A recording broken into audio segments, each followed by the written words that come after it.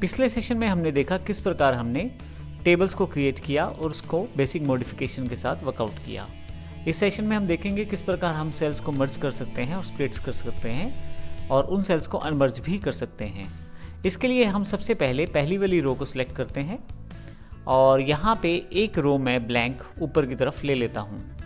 अब मैं यहाँ पे कुछ हेडिंग प्लेस करना चाहता हूँ, तो इसलिए मैंने ये रो ली है। अब मैं यहाँ से इस रो को सिलेक्ट कर लेता हूँ। अब देखेंगे कि इसमें आपके पास 3 सेल्स हैं, पहला सेल, दूसरा सेल और ये तीसरा सेल। अब यहाँ पे यदि मैं कुछ टाइप करना चाहूँ तो वो एक ही सेक्शन में रहेगा। मान लीजिए मैं टाइप करना चाहता हूँ डेटा ऑफ 10th क्लास। अब प्रॉब्लम ये है कि हमारे पास इसको मैं हेडिंग देना चाहता हूँ, लेकिन ये यहाँ बीच में लाइनों की वजह से मैं ऐसा नहीं कर पा रहा हूँ। तो ऐसे केस में मैं आसानी से इन एक्स्ट्रा सेल्स को मर्ज करके इकट्ठा कर सकता हूँ। इसके लिए मैं तीनों को सिलेक्ट कर लेता हूँ और यहाँ टेबल टूल्स में जाकर मर्ज सेल पे क्लिक कर देता हूँ। अब देखेंगे कि तीनों जो सेल्स हैं वो मर्ज हो गए हैं।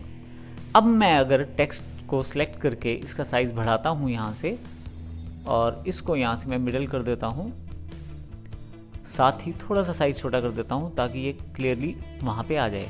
तो अब आप देखेंगे कि हेडिंग प्रॉपर्ली वहाँ फिट हो गया है और इस तरह से मैं अपने रिक्वायरमेंट के अकॉर्डिंग मर्ज सेल को प्रयोग कर सकता हूँ।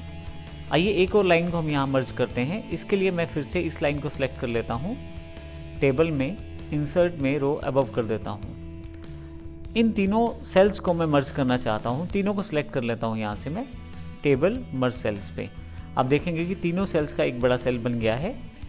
अब मैं इसको दोबारा से स्प्लिट इनटू रो करना चाहता हूँ, तो इसके लिए मैं इस बड़े सेल को फिर से सिलेक्ट करूँगा, टेबल पे जाऊँगा और स्प्लिट इनटू रोज करूँगा।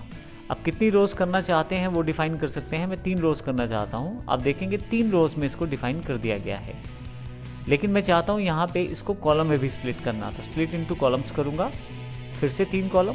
ओके, अब देखेंगे यहाँ पे 3 रोज और 3 कॉलम्स यहाँ पे बन चुके हैं जो एक्स्ट्रा हैं और मैं इनको अपनी रिक्वायरमेंट के अकॉर्डिंग मैनेज कर सकता हूँ। तो इस तरह से आप आसानी से मर्ज कर सकते हैं, स्प्लिट कर सकते हैं। यदि आप कोई सेल मर्ज कर चुके हैं तो उसे अनमर्ज भी कर सकते हैं। इसको समझने के लिए अभी मैं इसको कंट्रोल Z कर देता हूँ, क्योंकि मेरे पास मर्ज सेल यहाँ पे अवेलेबल हो गया है। टेबल पर जाकर मैं अनमर्ज सेल करूँ तो फिर से वापस उसी पोजीशन में मेरे पास अनमर्ज सेल हो गया है, अर्थात कोरलड्रा ने स्वयं ही इसको 3 कॉलम्स में और 1 रो में कन्वर्ट कर दिया है। तो इस प्रकार से टेबल में आप स्प्लिट कर सकते हैं अपनी टेबल को और उसको मर्ज भी कर सकते हैं और अपनी रिक्वायरमेंट के अकॉर्डिंग टेबल को प्रयोग कर सकते हैं। धन्यवाद।